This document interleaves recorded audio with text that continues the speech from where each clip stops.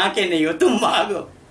अब इसको देखिए जरा अंदाजा लगा करके कि हमारी बिल्ली हमें म्याऊं और हमारे नेतागण खामोश, नेतागण चुपचाप सुन रहे हैं। अब अकेला मोदी क्या, अकेला चाना भाड़ फोड़ने वाली बात हो रही है, वो बेचारा करे तो क्या करे, कहां कहां करे, सब जगह मलहम पट्टी करने की आवश्यकता है। तो इसीलिए मैं कह रहा हूं बाबूजी कि हमारे पूर्वजों ने अपने अदूरदर्शिता के कारण हमें उन्होंने पाठ ही गलत पढ़ाया। जैसा एक उदाहरण मैं और दे रहा हूं, देखिए सामाजिक हो, राजनीतिक हो, धार्मिक हो, तीनों क्षेत्र में ये सारा पाठ हुआ है। मोहनदास करमचंद गांधी कह रहे हैं कि मैं गाय का दूध नहीं पीऊंगा। क्यों भाई? कि गाय दूध देती है अपने बछड़े के लिए, तो उन्होंने दूध किसका पिया? बकरी का। बकरी किसके लिए दूध देती है? अब गाय एक बच्चा देती है, बकरी देती है 2 3 4, एक का हाथ तो नहीं मारा, 4 का मार दिया अब फिर भी महात्मा बने फिरे। तो तमाशा हुआ है ना हमारे साथ, और हमने इस सही और गलत का निर्णय लेना ही नहीं चाहा। हम आज तक यही चिल्ला रहे हैं।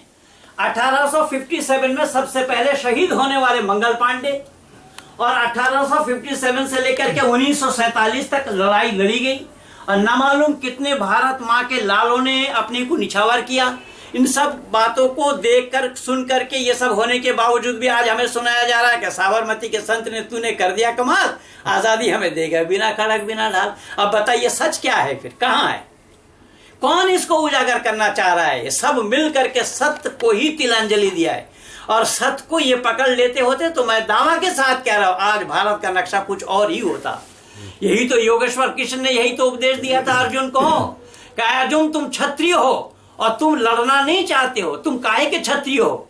तो अर्जुन ने बोला कि मैं किससे लड़ूंगा, कोई भाई है, भतीजा है, चाचा है, ताऊ है। योगेश्वर कृष्ण असंतुष्ट हो गए कि युद्धम तो क्षत्रिय सुधर्मा तत्तम कथम त्याजसी, युद्ध करना क्षत्रियों का धर्म है, इसे त्यागते तुम कहाँ चले जाते हो?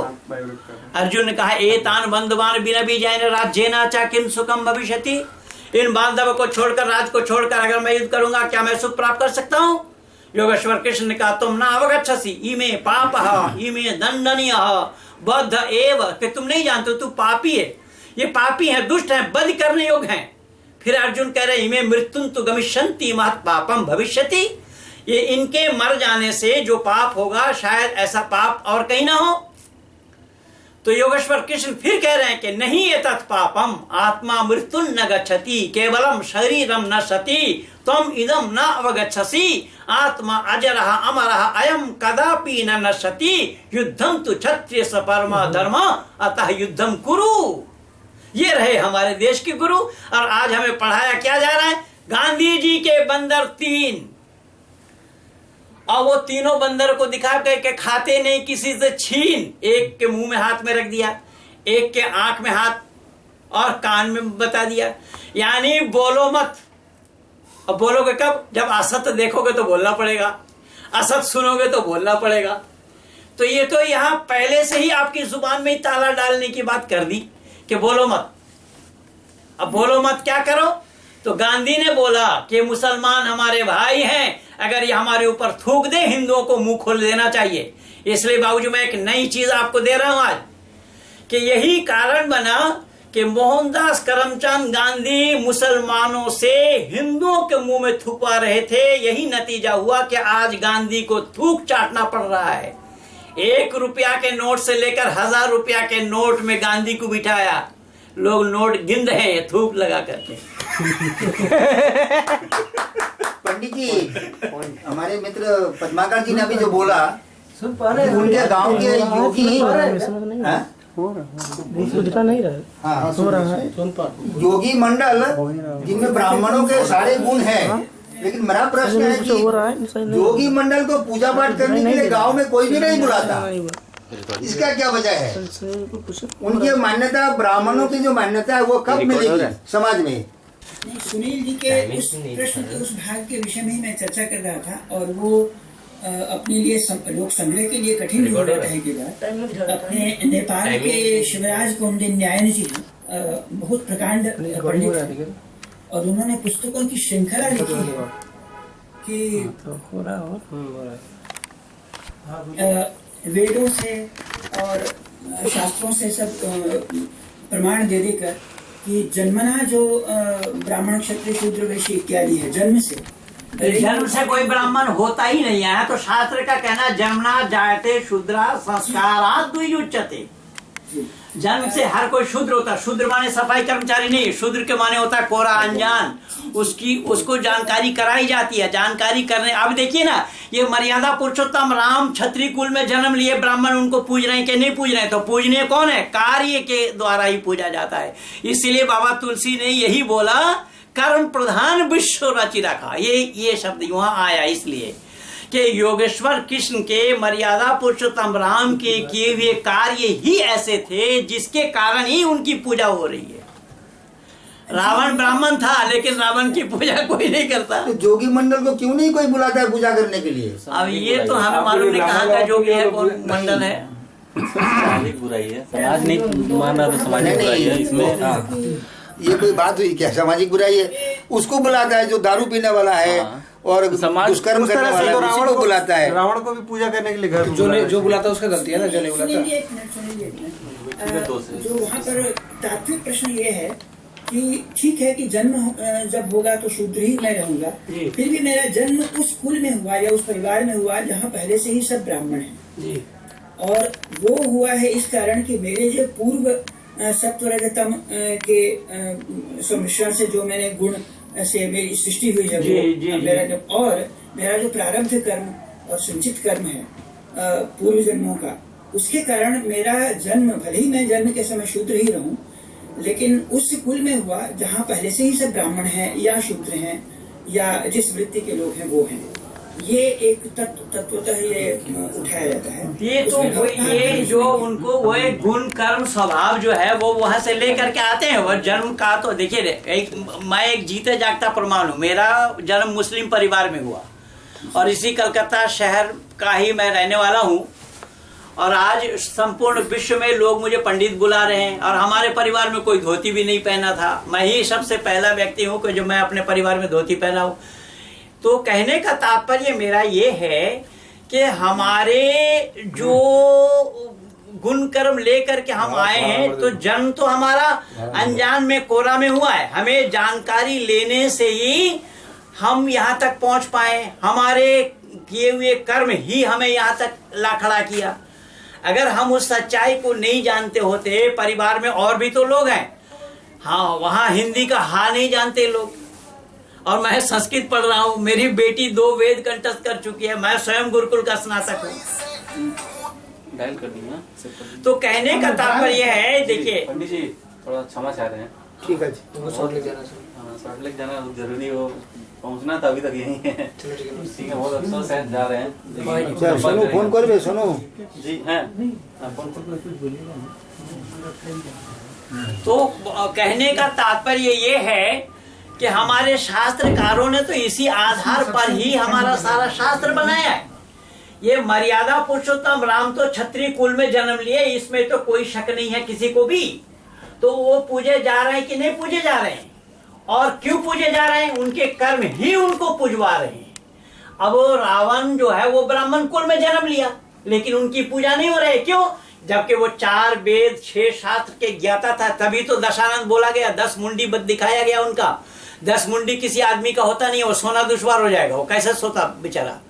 वो तो 10 मुंडी इसलिए दिखाया गया कि 4 वेद और 6 शास्त्र जिनको कंठस्थ है, लेकिन आचार हीना न पुरंती वेदा। वेद कहता है कि जिसका आचरण सही नहीं है, वेद भी उसको ठीक नहीं कर सकता। तो पढ़ने से विद्वान नहीं होता, आचरण करने वाला। मर्यादा पुरुषोत्तम राम जितना जानते थे उस पर आचरण करते थे। मर्यादा पुरुषोत्तम राम को जितनी बातों की पता थी उस पर वो चलते थे, अमल करते थे। यही कारण बना कि मर्यादा पुरुषोत्तम राम के चरित्र पे उंगली उठाया जाना संभव नहीं हुआ, और अगले के ऊपर दाग ही दाग है। तो कहने का तात्पर्य ये है, अगर देखिएगा कि जब हम ब्राह्मण बोलते हैं कि जन्म से ब्राह्मण हो रहा है, तो जन्म से अगर ब्राह्मण हुआ, तो ब्राह्मण कुल में जब बच्चा कोई जन्म लिया, तो उस बच्चे के मल मूत्र साफ करने के लिए किसी भंगी को बुलाया जाता है कि घर की माँ करती है। तो सबसे पहले तो माँ ही शुद्रानी होगी, अगर सफाई कर्मचारी वो शूद्र है तो इन सब बातों के लिए हमारे शास्त्र में कहीं गुंजाइश नहीं है, ना वेद में, ना दर्शन में, ना उपनिषद में, ना वेदांग में, ना उपवेद में, ना दर्शन में, ना हमारे जितने भी 1132 शाखाएं हैं वेद के, उन वैदिक संस्कृति में इन सब बातों के लिए कोई गुंजाइश नहीं है। और न हमारे ऋषि अग्नि, वायु, आदित्य, अंगिरा, कपिल, कनाद, पतंजल, गौतम, जैमिनी, व्यास आदि ऋषियों ने इन बातों का प्रतिपादन किया। सारे ऋषि ने यहाँ तक कहा है कि ब्रह्मा से लेकर के जैमिनी पर्यंत तक ऋषियों के जो उद्गार हैं उसी का ही प्रतिपादन करना मैं अवश्य समझता हूँ। ये उद्गार हैं ऋषियों के। तो इसलिए हमारे ऋषियों की कई भी बातों पे हम लोगों ने चलना भी उचित नहीं समझा। और फिर दूसरी बात है कि बीच का जो पीरियड था हमें बहकाने वाली, जैसा कि मैंने मोहनदास करमचंद गांधी का उदाहरण दिया, वैसे ही उदाहरण उसका दे रहा हूं मैं, जिसको गौतम बुद्ध को जो महात्मा बोल रहे हैं, जिसने परमात्मा को नहीं माना, जिसने वेद को नहीं माना। अब मनु महाराज लिख रहे हैं नास्तिक को वेद निंदक कहा। जो वेद निंदक है, जो वेद को नहीं मानता, वो नास्तिक है। ऐसे एक नास्तिक व्यक्ति को दुनिया के लोग महात्मा कह रहे हैं। और महात्मा किनको कहा जाता है? कि जिनकी आत्मा महान हो। तो आत्मा को महान करने का तरीका क्या है? कि यम, नियम, आसन, प्राणायाम, प्रत्याहार, धारणा, ध्यान और समाधि को अपनाते हुए इस आत्मा का सर्वांगीण विकास जो कर ले। तो अगले ने तो परमात्मा को माना ही नहीं है और वेद को भी नहीं माना, पर दुनिया उनको महात्मा कह रही है। अब दुनिया उनको महात्मा क्यों कह रही है? अब महात्मा तो वही हो सकता है ना कि जो परमात्मा के साथ जिनका अटूट संपर्क और संबंध हो। तो परमात्मा को अगले ने माना नहीं, तथापि वो महात्मा कहलाए। तो कहने वाले कौन थे, कहलाने वाले कौन थे? हमने इस पर चिंतन और विचार नहीं किया। इसीलिए मैं तो एक शब्द में यही कहा करता हूं कि हमें पाठ सरासर गलत पढ़ाया गया। इन गलत पाठों को जब तक हम लोग भूलेंगे नहीं तो सही और सच्चा पाठ याद कराना संभव नहीं होगा। इसलिए मैं अक्सर सुनाया करता हूं कि आज बिगड़ी है डगर, उस बिगड़ी डगर को बदलो, गांव को बदलो और नगर को बदलो। टोपी को बदलने से न बदलती है निजाम, कर बदलना इंसान का सर को बदलो। और सर को बदला जा सकता है केवल विचारों के माध्यम से, इसके सिवा और कोई रास्ता नहीं है। ये मैं नहीं कह रहा हूं, वेद मुकद्दस में परमात्मा का भी यही उपदेश है, नाना पंथा विदते आयनाया, कि अनेक रास्ता सही नहीं है, सही और सच्चा रास्ता केवल एक है। उस सही और सच्चा रास्ता जो एक है, उस रास्ते को जो नहीं अपनाता परमात्मा को वह हरगिज नहीं पा सकता। इसीलिए उठा बैठी में अल्लाह का पाया जाना संभव नहीं है, क्योंकि अल्लाह की तरफ ध्यान जाएगा ही नहीं। प्रेयर जो गिरजा में जाकर के करते हैं उससे भी परमात्मा का पाया जाना संभव। वो तो परमात्मा को जानते नहीं है। वो तो बाइबल के उत्पत्ति विषय में 4th आयत में लिख रहे हैं कि अल्लाह का आत्मा मंडरा रहा था। मैंने कहा रे मूर्खो, ये तो बता उस मंडराती हुई आत्मा को देखा किसने जो तुमने लिख दिया। तो यहां सब लोगों ने मिलकर के उसी वैदिक सिद्धांत पर, सत्य पर ही पानी फेरा है। तो हमें सत्य क्या है उसको जानना, सत्य को अपनाना। इसीलिए हमारी मान्यता है कि सत्य को ग्रहण करने में और असत्य को छोड़ने में सर्वदा उद्यत रहना चाहिए प्रत्येक मनुष्य कहलाने वालों को। अगर मनुष्य सत्य को नहीं अपनाता वो मनुष्य कहलाने के अधिकारी भी नहीं बनेंगे। झूठ को अपनाते हुए कोई मनुष्य कहलाए ये संभव ही नहीं है, क्योंकि परमात्मा सत्य के साथ है और परमात्मा ही सत्य है। शिव ही सुंदर है। शिव के माने वो नहीं जो डुमरू और सांप और त्रिशूल की है। शिव के माने कल्याणकारी है। शिव ही सुंदर है कि बात सुन नहीं पाया, कट गया जी। यानी शिव ही सुंदर है। शिव के माने वो नहीं जो त्रिशूल, डुमरू और सांप लिए गले में घूम रहा है। शिव के मानी है कल्याणकारी, कल्याण करने वाला। सुन नहीं पा रहा हूँ। अच्छा, आपके पंडित जी, प्रारब्ध का कोई महत्व नहीं है? बोलते सुने नहीं ना। प्रारब्ध के अनुसार ही तो जो वर्ण है उसमें मनुष्य पैदा लेता है। ऐसा है, जन्म से वर्ण नहीं होगा, प्रारब्ध के अनुसार आएगा। यही तो है ना। ये प्रारब्ध अगर ना हो तो वो अपने उन्नति को नहीं कर पाएगा, नहीं ले जा पाएगा। अगर प्रारब्ध उसके किए हुए कर्म को, जो हमारा जन्म जन्मांतरों का आ रहा है, 1-2 जन्म का नहीं, जन्म जन्मांतरों का आ रहा है, वही प्रारब्ध आकर के यहाँ जुड़ रहा है। वही मैं बोला ना कि हमारे परिवार में धोती नहीं पहना था। हमारे परिवार में कोई हिंदी का नहीं जानता है। अब सुन रहा हूँ, अब सुनाई पड़ रहा है। तो इसीलिए ये तो प्रारब्ध हमारे किए हुए कर्मों का था, हम कहीं से लेकर के आए। और आज 33 साल हो गया संपूर्ण विश्व के आंगन में मेरी बातों का गुंजायमान हो रहा है। लोग पंडित पुकार रहे हैं, मुसलमान गाली दे रहे हैं, हमला कर रहे हैं, सब कुछ हो रहा है। देख नहीं रहा। अभी एक घटना मैं आप लोगों को बता, एक घटना सुनाता हूँ बाबूजी मैं आपको। जी आप बोले कि करके बाबूजी न कहा करे, मैं तो आपसे बहुत छोटा हूँ। नहीं ठीक मिश्रा जी हैं, पद्माकर मिश्रा इनका नाम है। 2 मिनट का विराम लेते हैं, 1 मिनट। जी। नरेंद्र जी, एक बात मुझे कहने दीजिए। हाँ। जो जिसके लिए कई दिनों से बल्कि महीनों से हम लोग चर्चा कर रहे थे, मैं, नरेंद्र जी, बालकृष्ण जी, सब लोग, जी जी जी कि आपको नियमित रूप से मैं YouTube पर सभी श्रृंखलाएं देखता ही रहता हूँ। अरे बाप रे बाप। और उसकी बड़ी आवश्यकता है, लेकिन वास्तव में देखा जाए तो ये एक व्यक्ति का कार्य है नहीं। जी जी जी जाकिर नायक जैसे लोग कर पाते हैं, उसका कारण ये है कि उसके पीछे बहुत बड़ा जनबल, धनबल और दुष्ट बल सब लगा हुआ है। अपने समाज में दुर्भाग्य से ऐसी स्थिति नहीं है, और इसलिए एक पूरा गण खड़ा करने की आवश्यकता लग रही है प्रतिभाशाली लोगों के लिए।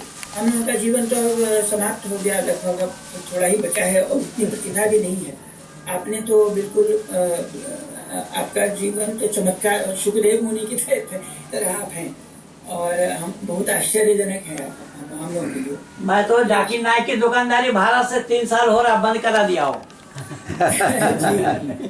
तो अभी क्या भारत में उनके कार्यक्रम नहीं हो रहे हैं? बैन लग गया, बैन लग गया। पीस टीवी पर बंद लगा है। पीस टीवी बैन लग गया। अभी 3-4 दिन पहले मैं अपना हॉलैंड का विश्व सम्मेलन वाला रिकॉर्डिंग डाला मैं हूँ। पीस टीवी पर बैन लग गया मैंने। पीस टीवी जो अपना चैनल निजी चैनल है ना, हाँ। उस पर और प्रतिबंध। अन्य जगह कर सकते हैं ना। अन्य जगह हो रहा है, दूसरे देश में होगा, बांग्लादेश। हमारे देश में भी ना कई कई जगह वो चल रहा है। बंद हो गया। केबल वाला अगर शिकायत करेगा तो बंद कर देंगे। मुस्लिम मॉलों में चल